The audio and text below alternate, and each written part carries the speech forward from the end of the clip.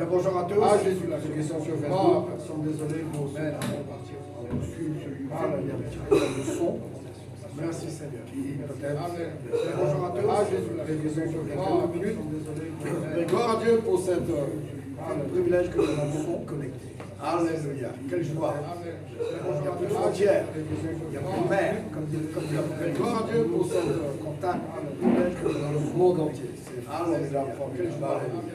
Il n'y a plus de frontières. Vous encourager. Il n'y a plus de mer. Comme dit le monde. Gloire à Dieu pour cette heure. Dieu est en train de faire dans ce monde fantastique. Nous devons ouvrir nos cœurs avec frontières qu'il a fait faire.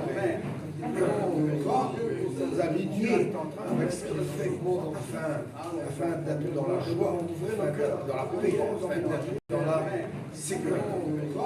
Nous avons écrit sur notre feuille, dans l'annonce, dans la paix, dans la sécurité. Nous avons parlé vendredi pour ceux qui nous ont fêté annonce que le Seigneur nous a donné un salut puissant. Nous avons parlé, il nous sort avec un salut puissant. Qui nous met en sécurité. Être sauvé par le Seigneur, un salut puissant. Délivré, nous sort avec un salut prospère qui nous y attend. Sécurité et non sécurité. C'est être sauvé, protégé.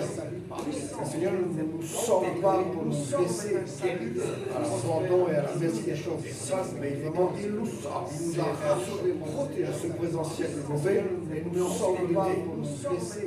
Et nous avons fait référence au terrain de Joseph, dont l'histoire est révélée dans le livre, ce présent siècle mauvais, l'Exode, nous sort pas pour nous laisser la Genèse, et le livre de l'Exode, et nous voyons que et le peuple d'Israël était bien au chaud dans ce terrain de Gozan. Ils étaient protégés. Pendant que les plaies déferlaient sur l'Égypte, eux, ils étaient protégés. Et même pendant ces 3 jours de ténèbres, la Bible dit que la lumière était dans le terrain de Gozan. Donc nous devons écouter le Saint-Esprit là. Le Saint-Esprit veut nous dire que nous, l'Église du Seigneur, les croyants, que Dieu fasse qu'il y ait encore d'autres croyants ce matin qui se décident à s'attacher au Seigneur dans le monde entier. Donc nous, les croyants, le Seigneur nous dit quand vous allez voir les ténèbres bouleverser le monde, vous n'allez pas être bouleversés. Vous, au contraire, sur vous, la gloire de l'Éternel va se lever. Sur vous, la lumière va apparaître. Donc il y aura une différence entre les impies et ceux qui marchent dans la piété. C'est pourquoi c'est important pour vous et moi de ne pas juste prendre notre temps pour passer un bon moment, mais d'écouter le Saint-Esprit et de nous décider à marcher pour le Seigneur. Donc, et être sous sa protection. Donc, ce matin, construire son Gozan. Est-ce qu'on peut créer son terrain de Gozan? Est-ce qu'on peut prétendre à cette dimension aujourd'hui? Bien sûr. Mais je voudrais vous dire que construire son Gozan, ce serait plus juste de dire qu'il faut venir dans Gozan. Il faut vous approcher de Gozan. C'est ce qui est écrit dans le livre de la Genèse. Je ne sais pas si je vais le lire pour vous. Le livre de la Genèse, au chapitre 40. Laissez-moi trouver ça pour vous. Le chapitre 47, je crois, 45, n'est-ce pas? Joseph dit à sa famille, il dit, prenez votre père et vos familles et venez auprès de moi. Et je vous donnerai ce qu'il y a de meilleur au pays d'Égypte, et vous mangez la graisse du pays. Venez auprès de moi. Donc il faut venir à Gozan. Il faut venir dans cette dimension que Dieu vous donne aujourd'hui. Il faut vous en approcher. Il faut le prendre au sérieux, parce qu'au fur et à mesure, les plaies vont s'abattre sur ce monde.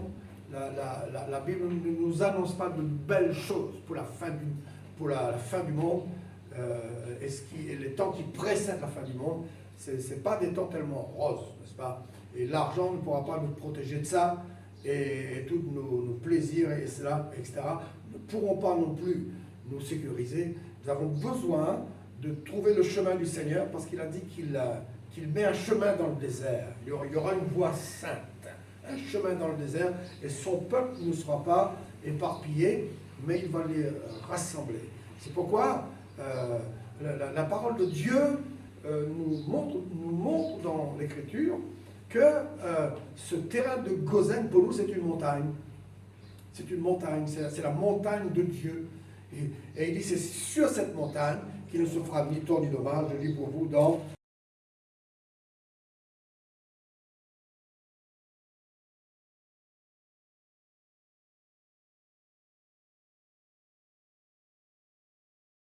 et le verset 9, il dit, il ne se fera ni tort ni dommage sur ma montagne, sur toute ma montagne sainte, car la terre sera remplie de la connaissance de l'Éternel comme le fond des mers par les eaux qui la couvrent. Donc je voudrais ce matin dire à quelqu'un que c'est le moment pour lui de se discipliner pour vivre le salut, de grandir pour vivre le salut, de s'approcher du Seigneur et de venir se mettre en sécurité parce que le monde va être bouleversé. Je voudrais vous dire ce matin, venez dans votre Gozen, n'est-ce pas? Venez près du Seigneur, comprenez cette dimension qu'il vous donne, construisez-la, bâtissez-la en vous. Et je voudrais ajouter avec ça avec cette dimension de Gozen, Dieu veut que tu gouvernes avec sa parole. Dieu veut que tu prennes le contrôle avec sa parole. Il dit que tu vas paître les nations avec une verge de fer, avec une parole solide. Et cette parole, c'est la parole de l'Évangile. Dieu ne veut pas Dieu ne veut pas contrôler le monde avec les prophéties et tout ça. Ça, c'est pour nous encourager, nous exhorter. Mais c'est l'Évangile qui doit bouleverser le monde. L'Évangile de sa mort, l'Évangile de sa résurrection, l'Évangile de son élévation dans la gloire, de son intronisation, l'Évangile de son gouvernement, l'Évangile de son royaume, l'Évangile de son retour, n'est-ce pas? Donc c'est très important pour toi de comprendre que le plan du Seigneur dans ce confinement, c'est que toi et moi, nous venons à notre place. Nous prenons cette position pour être dans notre Gozen et pour gouverner avec le Seigneur.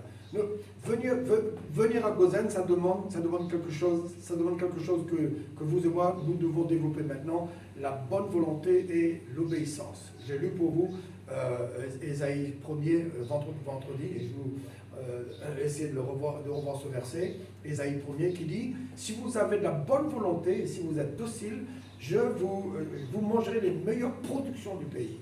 Joseph dit à sa famille, venez près de moi et vous aurez ce qu'il y a de meilleur dans le pays d'Égypte et vous mangerez la graisse de la nation, n'est-ce pas? Donc il y a une obéissance, il y a une bonne volonté. Et c'est le moment pour vous et moi, pendant ce confinement, de développer cette bonne volonté, de développer cette obéissance. Et je crois que c'est le moment de se discipliner. Parce que l'Apocalypse est clair, Dieu dit si tu es tiède, ça ne va pas marcher. Ça ne peut pas marcher si tu es tiède. Ça ne fonctionnera pas. Les tièdes essaieront de suivre Dieu de loin, d'être en même temps dans le monde et en même temps avec Dieu. Mais ils ne vont pas prendre de décision. Un tiède n'a pas envie de combattre. Il a envie que les choses se passent automatiquement. Il n'a pas envie de livrer le combat. Il n'a pas envie de se mettre en guerre et de vivre le combat de la foi. Un tiède ne peut pas faire ça. C'est pourquoi le Seigneur dit les tièdes, finalement, ils vont être vomis. N'est-ce pas? Je les vomirai de ma bouche. Donc, il faut se discipliner pour être bouillant. Il faut être bouillant pour capturer ce que Dieu nous dit, s'intéresser à ce que Dieu nous dit, s'établir dans ce que Dieu nous dit, parce que c'est urgent. C'est urgent que toi et ta famille, vous sortez d'une dimension où la sécheresse et la famine, comme c'était le cas pour la famille de Joseph, que toutes ces choses vous atteignent, les virus, les maladies et tous ces dégâts-là, et que vous sortiez de ce terrain pour venir là où Dieu vous promet. C'est sa promesse. Et il ne se fera ni tort, ni dommage. C'est ma montagne sainte. Donc c'est important que vous et moi nous comprenons cela ce matin. Et pendant ces quelques temps qui restent devant nous, ce confinement, on va en profiter parce qu'on a du temps, on va en profiter pour comprendre cette révélation, n'est-ce pas? Comment quelqu'un peut construire son Gozen, ou comment quelqu'un peut venir à Gozen. L'apôtre Paul nous dit quelque chose de très important dans le livre de l'Épître aux Philippiens, et il dit: travaillez votre salut avec crainte et tremblement. Travaillez, vivez votre salut, n'est-ce pas? Dans l'obéissance, il dit, comme vous avez toujours obéi, vivez votre salut jusqu'à ce que vous soyez comme des flambeaux qui portent la vie dans le monde, n'est-ce pas? Et c'est Dieu, il dit que c'est Dieu qui va produire en vous le vouloir et le faire. Donc, ça veut dire que quelqu'un qui vient à Gozen, c'est tout simplement, il n'y a rien de mystérieux, c'est quelqu'un qui est en train de travailler à son salut avec crainte et tremblement pour s'approcher du Seigneur, pour obéir au Seigneur, afin que ce salut que Dieu lui promet soit une réalité dans sa vie et qu'il soit sous la protection du Seigneur, qu'il soit dans l'abondance du Seigneur. Et le Saint-Esprit appelle ça une montagne. C'est une montagne, il dit, la montagne de Sion. Vous ne vous êtes pas approché d'une montagne qu'on pouvait toucher, comme le peuple d'Israël. Le Seigneur veut nous dire prophétiquement que, en réalité, quand tu viens au Seigneur, tu ne rentres pas dans une association, tu ne rentres pas dans une salle. Et ça, c'est les enjoliveurs, c'est le côté matériel. En réalité, quand tu viens au Seigneur, Dieu t'emmène avec lui sur sa montagne. Il t'élève. Tu ne restes pas en bas, dans la poussière. Parce qu'en bas, dans la poussière, c'est le terrain du diable. Parce que Dieu a dit à Satan, tu mangeras de la poussière tous les jours de ta vie. La poussière, c'est un état charnel, un état qui n'est pas spirituel, c'est des impies. Donc tu ne restes pas en bas dans la poussière quand Jésus te sauve. Il t'élève sur sa montagne, il t'élève dans la sainteté, il t'élève dans la gloire, il t'élève avec la puissance de sa résurrection et il te donne de l'autorité. Donc il faut être bouillant pour cela et il faut travailler à ce salut avec crainte et tremblement, et c'est Dieu qui va produire en vous ce vouloir et ce faire. Si tu te disciplines, si tu deviens dynamique, tu seras étonné comment Dieu va produire en toi le vouloir et le faire. Et je crois que Dieu est en train de produire en nous, il est en train de produire en nous ce qu'il aime voir, il est en train de produire en nous la piété, la consécration. Moi je crois que le croyant est appelé à se consacrer au Seigneur et de se sanctifier, de s'approcher du Seigneur. Approchez-vous de moi, a dit Joseph. L'Épître aux Hébreux et l'apôtre Pierre diront approchons-nous de lui. Approchez-vous de lui, pierre vivante. Il faut s'approcher du Seigneur. C'est une discipline. Parce que si tu veux marcher avec le Seigneur, les événements seront contre toi. Dès que quelqu'un veut marcher avec le Seigneur, il se rend compte que ce n'est pas facile. Il a besoin de faire des efforts sur lui-même. Il a besoin de se discipliner. Si tu ne veux pas marcher près du Seigneur, tu vis la vie n'importe comment. Mais quand Dieu commence à te convaincre que tu ne peux pas rester dans une vie où tu es vulnérable au diable et que les promesses de Dieu ne s'accomplissent pas dans ta vie, il faut que tu montes plus haut. L'ange a dit à Jean, monte plus haut, monte ici, reste pas en bas. Donc, si tu veux te discipliner, tu vas te rendre compte qu'il y a un combat, il y a une lutte. Et on a besoin de se programmer. Et assure-toi pendant ce confinement que tu n'es pas dans la relâche. Tu n'es pas dans le laisser-aller, mais le bouleversement de Dieu est dans ta vie. Le réveil de Dieu est dans ta vie. Tu veux te consacrer. Tu sens l'importance de se consacrer. Travailler à ton salut. T'approcher du Seigneur. Parce que c'est le travail du Saint-Esprit dans notre vie. Ça. Le Saint-Esprit veut faire ça. Et je prie que ce réveil vienne chez toi. Parce que c'est très important. Parce que le psaume 15 nous dit qui montera à la montagne de Dieu. S'il faut laisser passer pour monter là-haut. On ne monte pas n'importe comment. Le prophète dit nul impur ne passera, n'entrera par ce chemin. C'est pas possible. Il n'y a pas de bête féroce sur ce chemin. C'est un chemin de Dieu. D'ailleurs, pour ceux qui font des excursions, ceux qui aiment la nature peuvent prouver qu'à une certaine hauteur, il n'y a plus d'insectes. Si tu veux trouver un endroit où tu n'es pas ennuyé, ni par les moustiques, ni par les serpents, ni par les rats, tu montes à une certaine hauteur. À une certaine hauteur, on te dit, là, c'est terminé. les insectes ne peuvent pas te suivre. Donc, quand la Bible dit qu'il faut fuir cette génération perverse et corrompue. Il faut sortir de ce monde. Il faut rentrer dans les choses divines. Il ne faut pas rester avec une vie où le diable peut faire n'importe quoi avec ta vie. C'est pourquoi le psaume 15 dit que pour monter à la montagne de Dieu, il faut le laisser passer. Qui va monter à la montagne de Dieu? Celui qui a les mains innocentes, celui qui a les mains pures, celui qui est intègre, celui qui arrête de jouer avec la vie chrétienne, celui qui prend au sérieux son salut, le salut de sa vie, le salut de sa maison, le salut de ses amis. Donc c'est celui-là, Dieu va, quand Dieu voit que tu t'approches, il va produire en toi le vouloir et le faire. Quand Moïse s'est approché du feu, il a entendu la voix de Dieu. Tant qu'il était en bas avec son troupeau, avec toute sa vie, il n'entendait rien. Il fallait qu'il s'approche de ce feu qui brûlait pour que tout d'un coup la voix de Dieu retentisse et qu'il entende les commandements du Seigneur. Donc quand tu es en bas, tu n'entends pas, tu ne comprends pas. N'est-ce pas? Tu te laisses aller. Mais si tu te consacres, Dieu va te parler et il va te montrer, parce que le Saint-Esprit va te convaincre. Si on a un Saint-Esprit qui ne nous convainc pas, il y a un problème. Le Saint-Esprit sur nous doit nous convaincre, pas nous laisser dans une vie de laisser aller et sans problème de conscience. Non. Le Saint-Esprit te convainc de péché, te convainc de justice, te convainc de jugement. Donc c'est très important pour toi de comprendre cette œuvre que Dieu est en train de faire dans ta vie. Il va répandre sur toi le Saint-Esprit, pas juste pour te donner le feu, mais pour te sanctifier. N'est-ce pas? La sanctification de l'esprit, la Bible appelle ça. Nous sommes élus par la sanctification de l'esprit afin de devenir obéissants et de participer à l'aspiration du sang de Jésus. L'aspiration du sang de Jésus, c'est la protection totale de Dieu sur nos vies. Et pour cela, c'est la sanctification de l'esprit et devenir obéissant. Donc, je suis en train de vous dire, il faut se discipliner pour devenir obéissant et laisse le Saint-Esprit travailler dans ta vie, parce que le Saint-Esprit va te convaincre du péché. Et le péché, c'est pas que tu fais ça qui est pas bon, tu fais ça qui est reprochable. C'est pas ça que le Saint-Esprit veut te convaincre. Le Saint-Esprit veut te convaincre le péché de ne pas croire. De ne pas croire, ça veut dire de ne pas s'aligner avec lui, de ne pas dépendre de lui, ne pas croire qu'il est le Seigneur, ne pas croire qu'il est ressuscité d'entre les morts. Le péché dont le Saint-Esprit veut nous convaincre, c'est qu'on est à côté de la plaque. On n'est pas dans le coup. On n'est pas à notre place. On n'est pas dans la course. On n'est pas en train de vivre pour Dieu. On est en train de vivre pour la chair. C'est ça le Saint-Esprit veut nous convaincre. Il veut nous bouleverser de ça.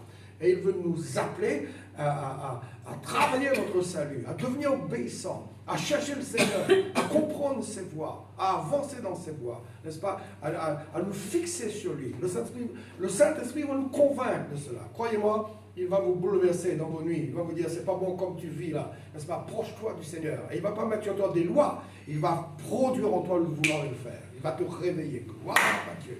Merveilleux Seigneur. Sa technologie est extraordinaire.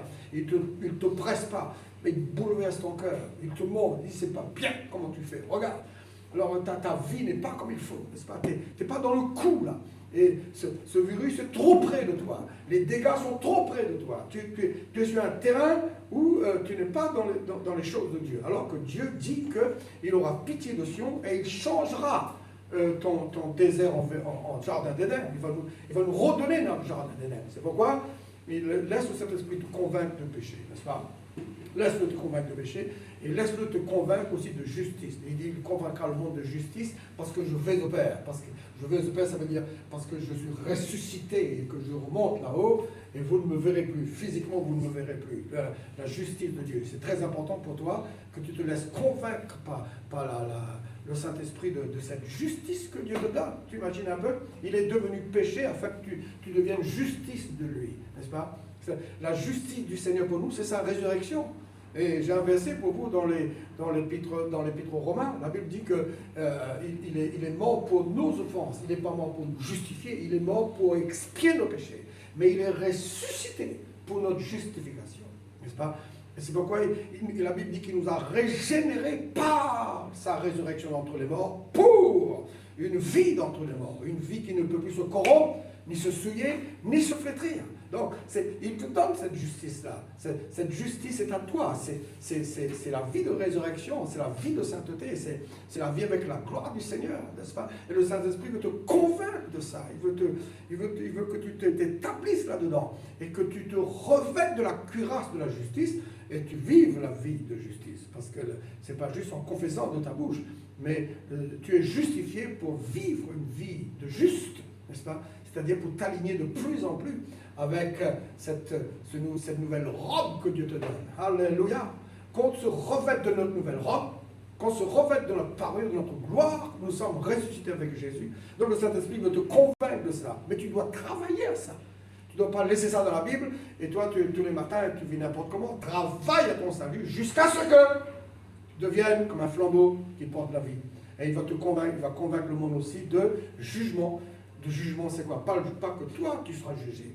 Le jugement dont Dieu veut te convaincre et dont il veut convaincre le monde, c'est que le prince de ce monde, le diable, est jugé. N'est-ce pas? Et l'adversaire est jugé. Et malheureusement, tous ceux qui n'obéissent pas à l'évangile seront jugés avec lui. Parce que la géhenne, le feu de l'enfer dont parle la Bible, la mort éternelle, la damnation éternelle, ça n'a pas été fait pour l'homme. L'homme a été fait pour être à l'image de Dieu. Ça a été fait pour le diable et ses anges. Mais tous ceux qui n'obéissent pas à l'évangile auront le même sort. Et Jésus veut te dire que le diable, le prince de ce monde a été jugé. Jésus est mort et il a dépouillé le diable de ses pouvoirs. Et les jugements sont écrits pour lui. Et le psaume 149 dit que nous, maintenant, nous devons nous lever avec les louanges de Dieu dans nos bouches pour exercer les jugements sur les jugements qui sont écrits. Donc quand le Saint-Esprit veut te convaincre, ne te laisse pas abattre par des jugements. Ne te laisse pas séduire par des oiseaux de mauvaise augure, par des faux prophètes qui te disent que tu es dans le jugement et que la grande tribulation a commencé. N'écoute pas toutes ces choses-là, n'est-ce pas? Parce que tu n'es pas appelé au jugement et à la colère, tu es appelé à l'acquisition du royaume, n'est-ce pas? Et Dieu fait de sorte que les choses soient retenues jusqu'à ce que tous les saints soient marqués du sceau de Dieu. Il sait le faire, n'est-ce pas? Il sait le faire, mais il t'appelle pour ça, il t'appelle. Ne sois pas comme Lot. Lot, c'est déjà bien, mais c'est pas l'exemple qu'il faut, Lot, parce que Lot, il fallait tirer sur lui pour lui faire sortir Sodome et Gomorrhe. Il fallait que les anges l'arrachent de là. Sa famille ne voulait pas le suivre. Sa femme, en chemin, a regardé en arrière et devenue une statue de sel. Ses deux filles qui étaient sauvées avec lui, n'avait pas de valeur morale. Pour eux, l'inceste, c'était pas grave. Donc ça veut dire que ce Lot-là, il tourmentait son âme. Ça peut arriver que quelqu'un est juste dans son cœur et il n'aime pas tout ce qu'il entend, tout ce qu'il voit, ça le bouleverse, il n'est pas content du tout, ça le désole, mais il n'a pas la puissance en lui, n'est-ce pas? Il lui manque quelque chose. Et depuis le début, ce Lot a un problème. Il préfère aller à Sodome et Gomorrhe plutôt que de planter sa tente ailleurs. Donc, il y avait cette attirance-là. Et finalement, les anges ont dû tirer sur lui pour lui dire « Sauve-toi !» Et à un certain moment, quand Lot se rend compte que les choses sont devenues très compliquées, il dit « Oh, je n'aurai pas le temps d'arriver à la montagne. » Parce qu'il y avait une montagne sur laquelle il devait se réfugier, la montagne de Dieu, alléluia, la montagne de la vie de résurrection, la montagne de Sion, la vie de maturité, la vie de Dieu, la vie où la chair est finie, et c'est la puissance de Dieu qui est en toi et tu vis avec Dieu. Ça s'appelle la montagne de Sion, et il faut monter là-haut. Donc il a dit, je ne pourrais pas arriver à cette montagne, mais laissez-moi aller dans cette petite ville de Tsoar, n'est-ce pas? Et finalement, il s'est réfugié là-bas. Et qu'est-ce que l'ange lui a dit? Dépêche-toi, parce que je ne peux rien faire tant que tu n'es pas arrivé. Donc, tant que tu ne seras pas en sécurité, Dieu retiendra les choses. Les choses ne seront pas mauvaises à 150%. Il y aura de la sécurité. Vous me direz, oh là, c'est déjà terrible avec ce Covid-19.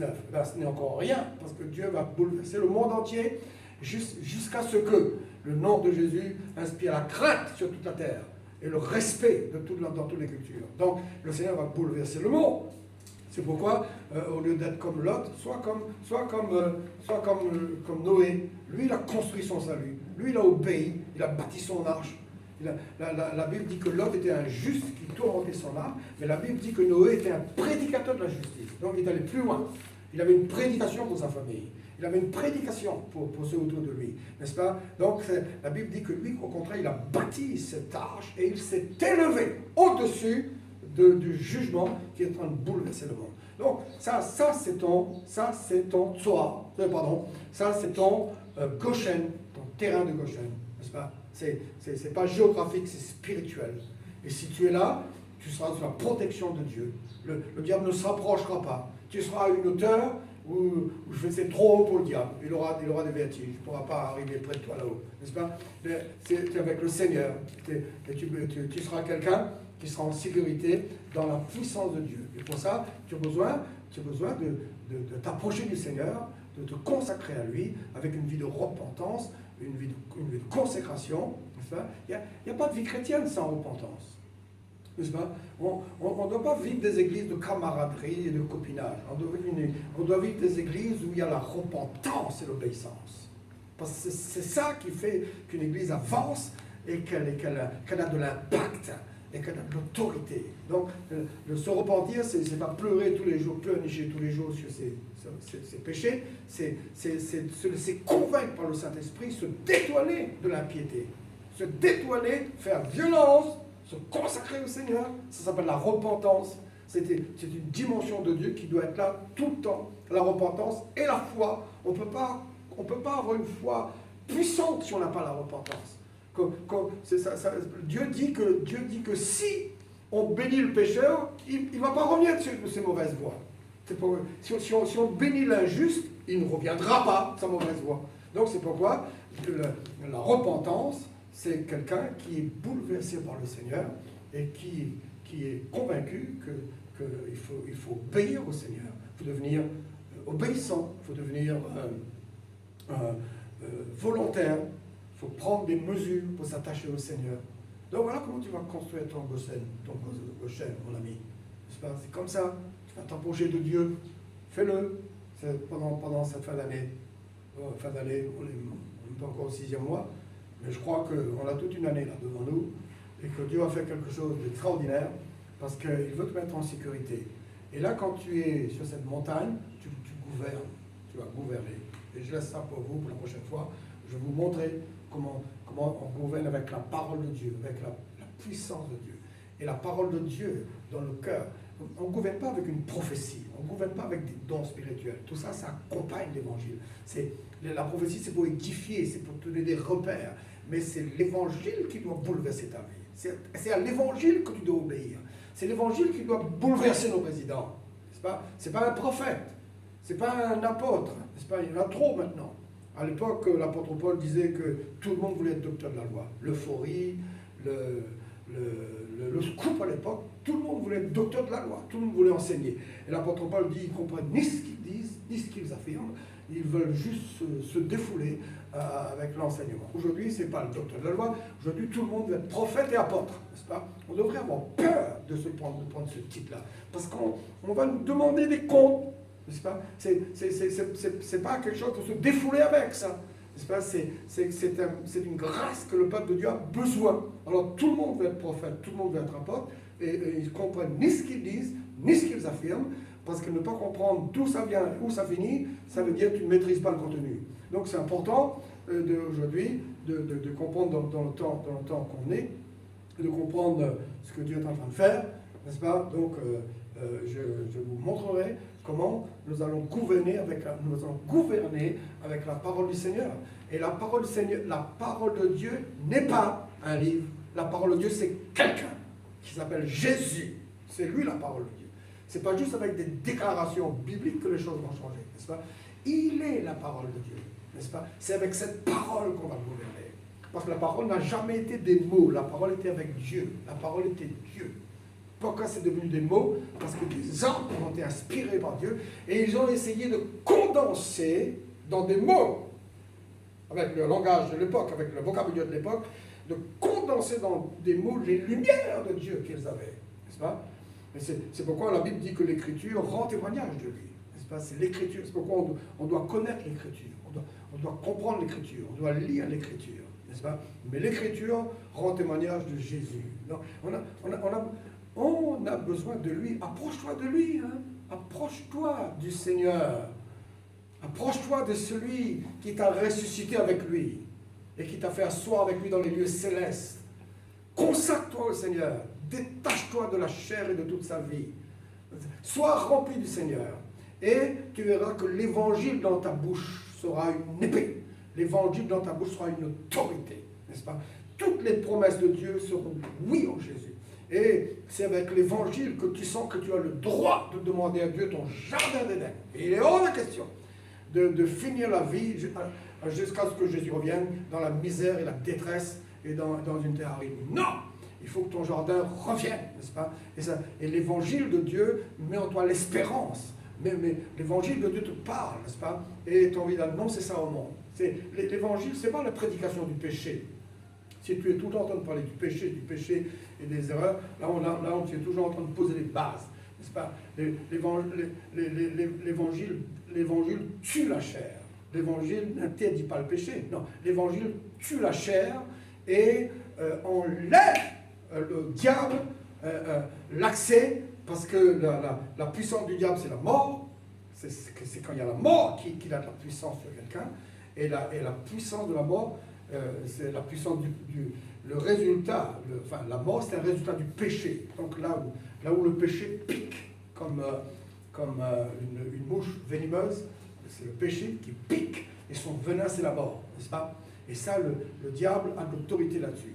Mais l'évangile t'annonce la justice. C'est pourquoi les Épîtres disent que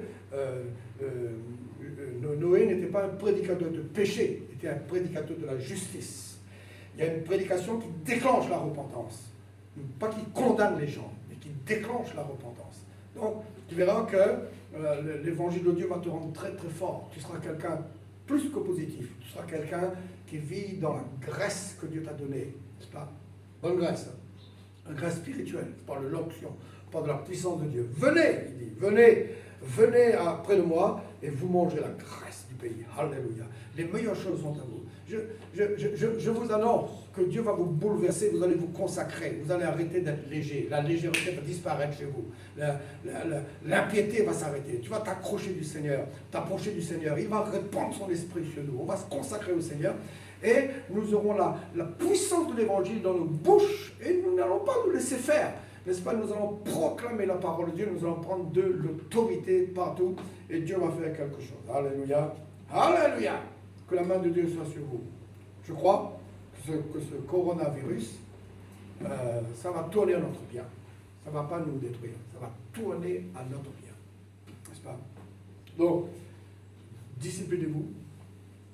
Priez le Seigneur, cherchez-le, découvrez-le, découvrez sa grâce, découvrez sa justice. Comprenez. La Bible dit que le Saint-Esprit nous a été donné pour que nous puissions comprendre les choses que Dieu nous a données dans sa grâce. Et il nous faut de la lumière, il faut de la révélation. Et je termine en vous disant ceci, que la volonté de Dieu pour nous, la volonté de Dieu, c'est qu'il a des projets de bonheur. Ça ne peut pas changer. Des projets de bonheur. Donc, vérifie ta vie. Ce n'est pas possible que tu sois dans toutes sortes de détresse, de mélancolie. Il ne faut pas que tu sois en bas. Écoute-moi bien, en bas. En bas, ça veut dire que tu n'as pas de réveil. Tu es charnel, tu es comme tous les autres. Tu lis un peu la Bible, tu essaies d'entretenir une adhésion à la vie chrétienne, mais tu n'as pas de puissance. Ce n'est pas ça que Dieu a pour toi. Dieu veut que tu le cherches. Et si tu le cherches, tu verras, il va se révéler à toi. Ce que je te dis là, ça va devenir très fort dans ton esprit. Ça va se multiplier. N'est-ce pas? Le Seigneur lui-même te le dira. N'est-ce pas? Et tu comprendras que Dieu ne nous a pas créés pour cette vie animale, cette vie misérable, cette vie qui ne peut même pas résister à un microbe. Dès que le microbe vient sur toi, il pénètre ton corps. C'est le contraire. Il faut qu'on soit comme John Gillette, ce prédicateur là, qui a bouleversé l'Afrique il y a quelque temps, un siècle et demi de ça, n'est-ce pas? Ou un peu moins, je ne sais pas. On met le microbe sur lui, c'est le microbe qui meurt. Le moment arrive où Jésus et toi, c'est la même chose. Là où tu vas, la lumière règne. Mais pour cela, ne sois pas quelqu'un de léger. Ne sois pas quelqu'un qui se laisse aller avec le monde. Refuse la part du pécheur. Ta part à toi, c'est la part des fils de Dieu. Donc, travaille à ton salut. Construis ton Goshen. Construis ton arche. Sauve ta famille. Monte en haut. Ne reste pas en bas, sous ces choses-là, mais prépare-toi. Suis-nous bien la semaine prochaine. Prépare-toi à gouverner, parce que Dieu veut mettre ses paroles dans ta bouche. Instantanément, ce n'est pas Dieu qui va te donner ce que tu as besoin, c'est toi qui vas le créer. Et ça, c'est la part des fils de Dieu à la fin des temps. Donc, c'est pourquoi c'est très important pour toi de devenir très fort. Je prie que la main de Dieu soit sur vous. Fleuve de Vie, Paris, Madagascar, toute la Réunion. Que la main de Dieu soit sur vous, tous nos amis partout dans le monde. Les églises Isaac, que la main de Dieu soit sur vous. Alléluia. Qu'on avance, qu'on grandisse, qu'on devienne fort, parce que Dieu va bouleverser le monde et il a fait de belles choses dans nos vies. Donc, nous sommes très heureux de pouvoir vous parler au travers de ces réseaux de Facebook et nous croyons que Dieu va vraiment faire quelque chose pour nos nations. Je commence à prier, enfin, ça fait longtemps que je prie, mais plus que jamais, que Seigneur, que ce coronavirus vraiment serve à quelque chose. Beaucoup vont mourir, certains sont déjà tombés, mais quand ils vont voir comment l'évangile va devenir plus fort, les cœurs seront plus ouverts, ils ne vont pas se plaindre devant Dieu, ils vont rendre grâce à Dieu, ils vont lui dire tes jugements sont justes et équitables. C'est à toi qu'appartient la justice et la sagesse, la honte est à nous, mais la gloire est à toi. Et je prie qu'il y ait un bouleversement de l'évangile incroyable à La Réunion et en France, et que la main de Dieu se manifeste, et qu'on arrête de jouer à l'église, mais on devienne l'église du Seigneur. Je prie que tout ce clivage spirituel, religieux, soit ridiculisé, de même que le clivage politique. Vous comprenez ce que je veux dire? Clivage politique, c'est la séparation entre deux grands courants politiques qui sont antagonistes, mais qui sont, au lieu de se complémenter, sont ennemis les uns des autres. Donc que ce clivage religieux soit ridiculisé et qu'on comprenne qu'il y a un seul Seigneur et un seul corps, et un seul appel, une seule vocation, une seule espérance, un seul évangile. Alléluia.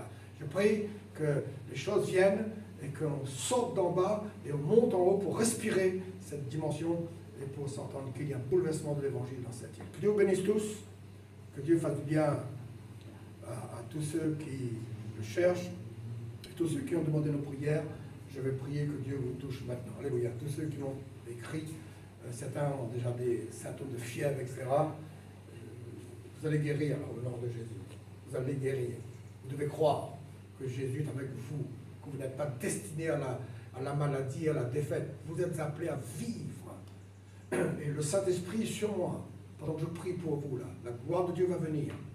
Et vos symptômes vont disparaître. En même temps, je prie que ta tiédeur, que tu en aies, excuse-moi l'expression, c'est pas trop chrétien ce que je veux dire là, mais que tu en aies marre de ta tiédeur, de quelqu'un qui tombe, qui se relève, qui essaye, qui n'arrive pas. Instantanément, tu n'auras plus envie de te relever, sachant que tu vas retomber encore. N'est-ce pas? C'est pourquoi c'est important pour toi de mettre fin à une vie qui n'est pas de Dieu. N'est-ce pas? Cherche-le bien et sois fort du Seigneur. Monte sur ton char et saisis-toi de ta parure, de ta gloire, défends la vérité. Marche pour le Seigneur, n'est-ce pas? Marche pour le Seigneur, manifeste sa vie. Je prie que à partir de maintenant, tu deviennes bouillant pour le Seigneur, bouillant pour Jésus, et tu veux te revêtir de Jésus. Tu veux que le salut devienne réel dans ta vie. Toi aussi, tu vas construire ton arche. La prédication dans ta bouche va bouleverser ta famille. Tout le monde va être sauvé. Tu n'oublieras personne, n'est-ce pas, de ta famille. Toi et ta famille. Toi et ta famille. Vous serez sauvés, dit le Seigneur. Au nom de Jésus. Priez pour vous. Alléluia. Oh, gloire à Dieu, gloire à Dieu. Seigneur, merci. Parce que dans ces derniers temps, tu vas nous éclairer. Sur toi, la lumière se lève. Sur toi, sa gloire apparaît. C'est vrai que le monde entier est dans les ténèbres, mais sur toi, la gloire de l'Éternel se lève. Alléluia. Et il veut nous éclairer. Il ne veut pas nous endoctriner, mais il veut nous illuminer le cœur. Il veut nous éclairer, afin que nous puissions comprendre.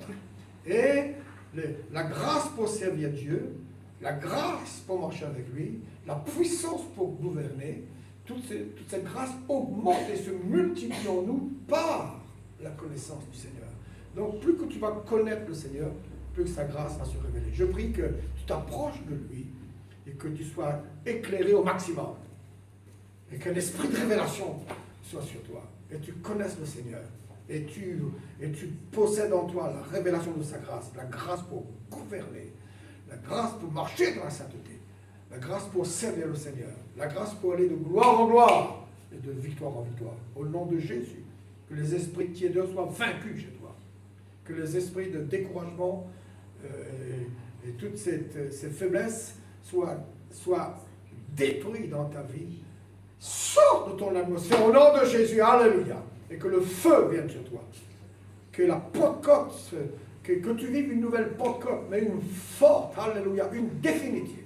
Avec la puissance de Dieu qui va te remplir, te saturer.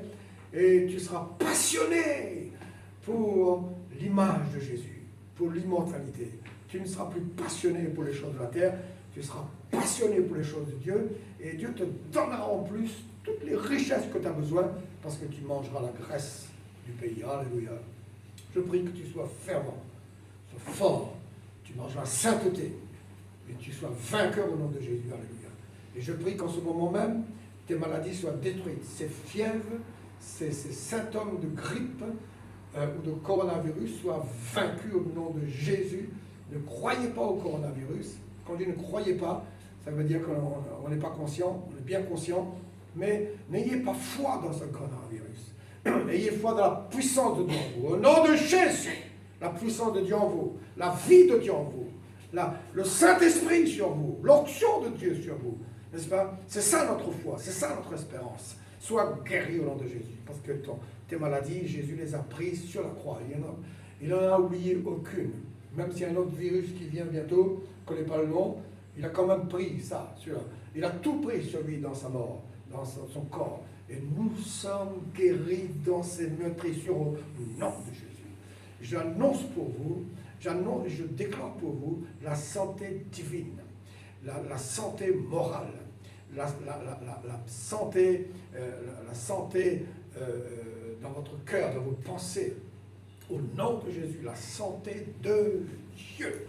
Et tu t'approches du Seigneur. Alléluia. Et tu portes sa gloire. Au nom de Jésus. Que toi et ta famille, vous soyez bénis et que la main de Dieu soit sur vous. Alléluia. Gloire à Dieu, gloire à Dieu, gloire à Dieu, gloire à Dieu. Amen. C'est merveilleux de pouvoir partager avec vous la parole de Dieu.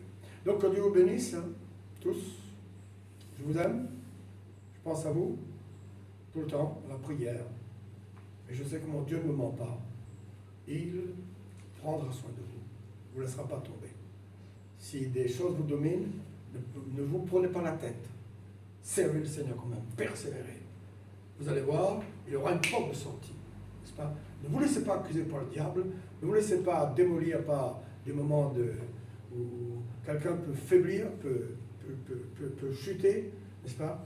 Mais tu as un avocat qui s'appelle Jésus-Christ le juste, et si tu confesses tes péchés, il va te délivrer. Donc, ne laisse pas aller à toutes sortes de religions et de tribunaux. Cherche le Seigneur. Fonce avec lui. Et je te promets que nous allons tous tourner 2020 avec un autre état, avec une stature spirituelle. Nous allons porter sa parole avec puissance, et on ne manquera de rien au nom de Jésus, et les meilleures productions du pays seront pour toi. Donc que Dieu te bénisse, bon courage, va à Goshen, construis-le, affermis-toi, sois en sécurité, au nom de Jésus. Amen. Au revoir, que Dieu vous bénisse.